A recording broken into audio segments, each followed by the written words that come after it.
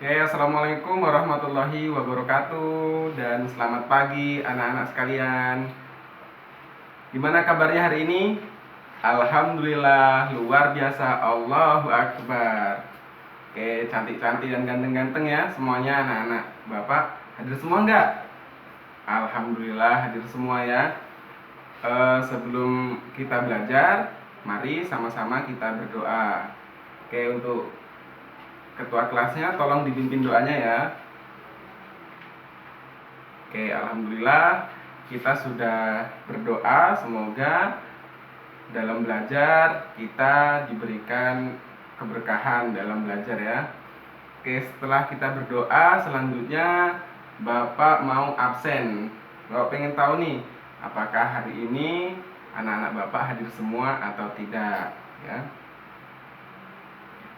Ida hadir, pinter. Agus hadir. Doni hadir. Wawan, alhamdulillah hadir semua ya. Anak-anak Bapak pinter, harus rajin berangkat sekolah, jangan malas biar bisa mencapai cita-cita. Harus rajin belajar dan rajin berangkat ke sekolah. Oke, setelah Bapak absen tadi, hari ini kita akan belajar apa yuk? Ada yang tahu nggak? Oke, pinter. Hari ini kita akan belajar matematika. Hari ini tema kita yaitu membaca dan menafsirkan data. Ayo, siapa yang sudah tahu membaca dan menafsirkan data? Oke, kalau belum tahu, Bapak kasih tahu ya. Jadi, membaca dan menafsirkan data adalah mengurutkan data dalam bentuk tabel ya, agar mudah diketahui dari urutan terkecil sampai terbesar. Kalian pernah nggak kalau lihat rapot itu ada tabel, kemudian di dalamnya ada angka-angka yang sudah berurutan. Nah, itu salah satu contoh data yang sudah tersusun rapi di dalam tabel. Oke, untuk lebih jelasnya, mari sama-sama kita mengamati media yang sudah Bapak buat. Di sini ada media ya. Oke, di sini ada pengertian membaca dan menafsirkan data ya. Membaca data adalah mengumpulkan atau mengelompokkan data dalam bentuk paragraf ke dalam bentuk tabel dengan urutan yang tepat, yang seperti Bapak tadi bilang ya. Kemudian menafsirkan data adalah membuat kesimpulan dari data yang telah dibaca dalam bentuk tabel. Jadi setelah dibentuk dalam tabel, nanti akan kita buat kesimpulan agar data itu mudah terbaca. Oke. Kita masuk di menafsirkan data ya. Ya, di sini. Di suatu kelas terdapat 33 siswa yang mengikuti ujian matematika. Dari data yang diperoleh, nilai dari 33 siswa tersebut sebagai berikut. Nah, di sini ada nilai yang sudah Bapak buat ya. Dari nilai hasil ujian dari 33 siswa. Di sini ada 30, 60, 75, 90 sampai ke 100. Sajikan nilai hasil ujian dari data di atas ke dalam bentuk tabel. Nah, kita lihat selanjutnya.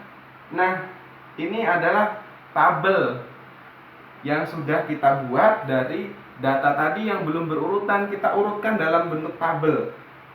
Nih, ada nomor 1 sampai nomor 11 ya. Nah, di sini ada nilai hasil ujian matematika.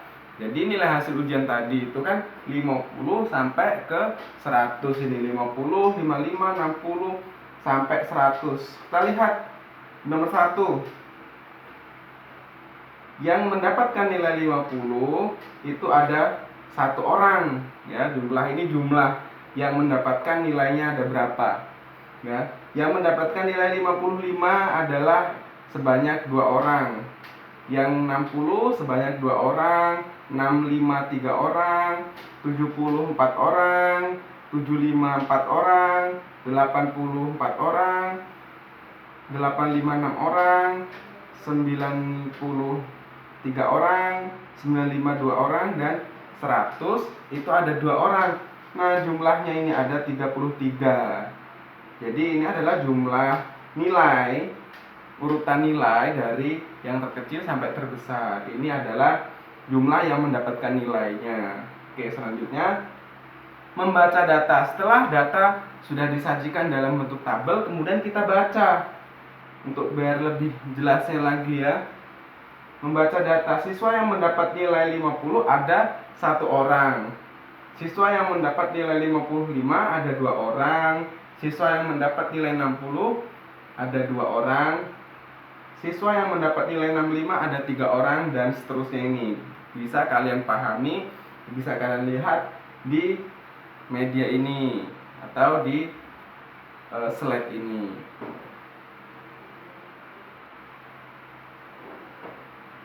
Nah, di sini ada, setelah kita baca tadi datanya, sudah kita urutkan dari data yang belum bentuk tabel, kita buat bentuk tabel. Kemudian menafsirkan data. Data yang sudah kita bentuk tabel tadi kita tafsirkan ya.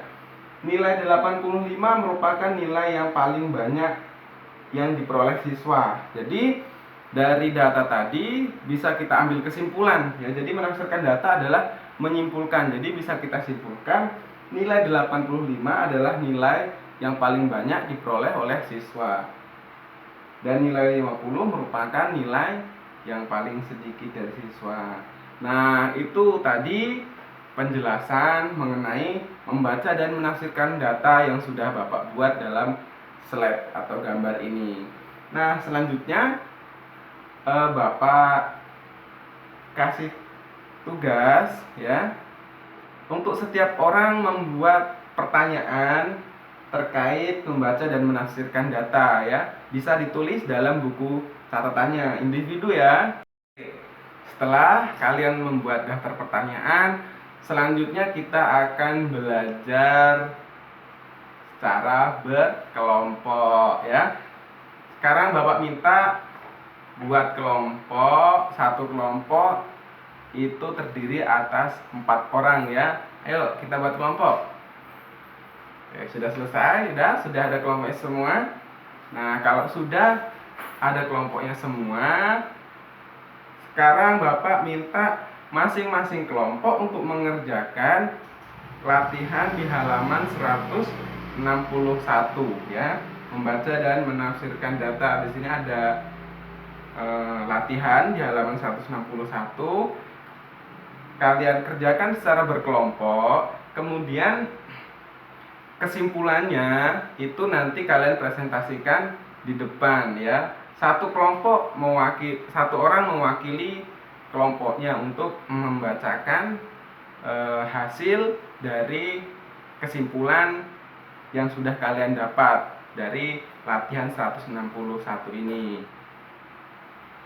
Oke, terima kasih untuk yang sudah mewakili kelompoknya untuk menyampaikan hasil kesimpulan dari tugas yang sudah Bapak berikan ya. Bagus-bagus semua, artinya kalian sudah memahami mengenai pembelajaran membaca dan menafsirkan data. Oke, setelah kita belajar mengenai membaca dan menafsirkan data, sekarang Bapak mau tanya, pada bagian mana yang paling kalian senangi dalam mempelajari materi membaca dan menafsirkan data? Ayo, boleh angkat tangan. Oke, Ida. Bagian itu ya, berarti yang Ida senangi. Ada lagi? Edo. Oke, silakan Edo. Berarti bagian itu yang Edo senangi ya. Jadi tujuan kita mempelajari, membaca dan menafsirkan data adalah untuk memudahkan kita ya, memudahkan kita mengambil suatu kesimpulan dari data ya, yang tadinya belum berurutan, kita urutkan dalam bentuk tabel untuk memudahkan kita membacanya. Oke, itulah tadi materi hari ini tentang membaca dan menafsirkan data. Selanjutnya untuk materi minggu depan yaitu menyajikan data dalam bentuk diagram. Oke, Bapak kasih tugas untuk kalian semua untuk membaca materinya di rumah secara individu. Untuk Jadi pertemuan depan itu sudah memahami materinya. Oke, mungkin kita cukupkan pembelajaran kita hari ini. Namun sebelumnya mari kita berdoa. Ayo untuk ketua kelasnya dipimpin lagi doanya ya. Oke, silakan berdoa. Oke, sudah berdoa, semoga ilmu yang kita dapatkan hari ini bermanfaat.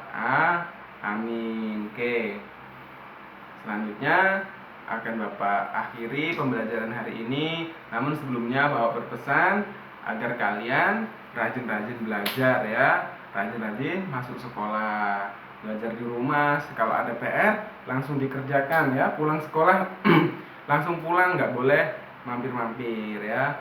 Oke, mungkin itu saja. Terima kasih. Untuk hari ini kita sudah banyak belajar. Bapak akhiri, billahi taufik wal hidayah. Wassalamualaikum warahmatullahi wabarakatuh.